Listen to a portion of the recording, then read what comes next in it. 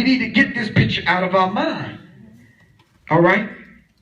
I mean, real, because we did some research and we figured out what these people were talking about. They said basically they have determined that Jesus is just not coming back.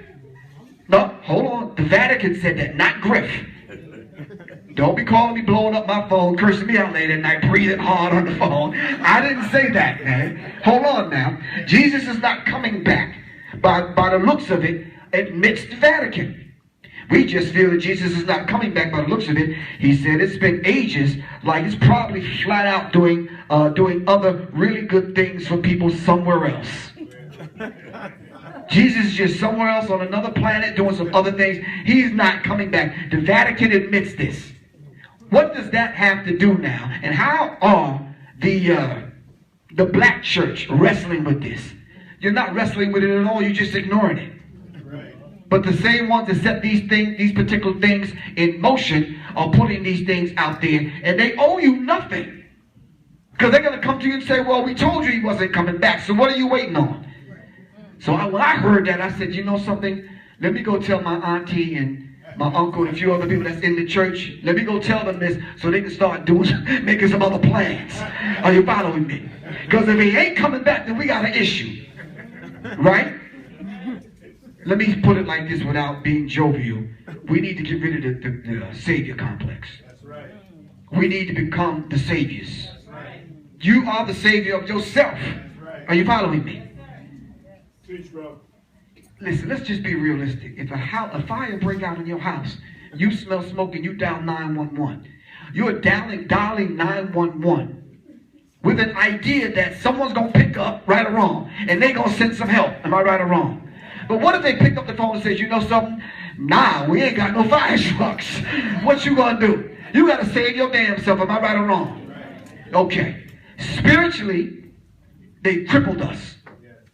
Made it impossible for us to speak our own language to find our way back to the God self. So now we have to use the bastard language called English to get back, to have conversations with one another, to read manuscripts and documents to get back to the God self. And we're finding it very difficult to do that. All right? So question, how many people in the room right now actually prayed to an African God in 2015? Oh, that's beautiful. Give yourselves a round of applause. That's beautiful. And the rest of y'all? Oh, you thought I was going to leave y'all out? Theophilus Banga, who I've read and was running with Chikantadiya, and very monumental work. Another lesson that I extracted from Professor Smalls. Theophilus Banga wrote the book African Philosophy, and in this particular book, him and Akbi Ra, I believe it was, pulling from the Bimmerine papyrus. Now we have to understand something. They pillaged Egypt, Africa, stealing monuments and documents and then taking it back to Europe and England and other places and putting it in Rome and in other places and putting it in museums. So now to go back to get our work, all right, you have to look at it through a glass somewhere with their names on it. So this particular document is called the Bimmerine papyrus. All right?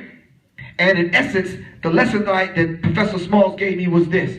The Bimmerine papyrus, it says on page, in Theophilus Banga's book, on page 68 and 70, translated by Theophilus Banga and Brother Akbi Ra, it says, this is God according to our ancestors, the Metanetra, which is the divine writing of God. All right? The book of knowing the forms of the existence of Ra, thus killing Apep. Now, Professor Smalls, can you just stop me from going down the wrong path, okay? I want to make sure this is correct the way you gave it to me. All right? Okay. The book of... Oh, my memory don't work like it used to. Oh, I hear you. Well, I got you. The book of knowing the forms of the existence of Ra, thus killing Apep. Ra is the light, which is enlightenment, and Apep is the darkness, which is ignorance. Ignorance is not necessarily a bad word. Ignorance simply means you just choose to ignore it. So that doesn't make you ignorant or dumb or stupid. You're just choosing to ignore it. All right? Thus spoke the master of all, he said. Now this is the woman that we call God. Okay. This is the woman that we call God. This was before the Holy Quran and the Bible. Can you attest to this, Brother Jahi? This is the second dispensation. This is the second 25,000 year cycle that we're in. All right? So something went on in the first 25,000 years. All right? You hear some Christian pastors and preachers talk about the Nephilim, and there was giants on the earth and this kind of thing. Yeah, that was the first 25,000 years. All right? We're in the second 25,000 year dispensation, and Elijah Muhammad taught us that the scientists seen white people coming on the planet, I believe in the year 8004. All right? They're here on the planet reaping havoc, but it's for a divine purpose. That's to pull all those things that you see them doing out of us. All right? So let's understand that. So this was before the Holy Quran and before the Bible. Now those books are going to end. Y'all know that, right? It's not going to last forever. All right? Now whether we need another book to carry us into the next 25,000 years is another story. I don't think we do.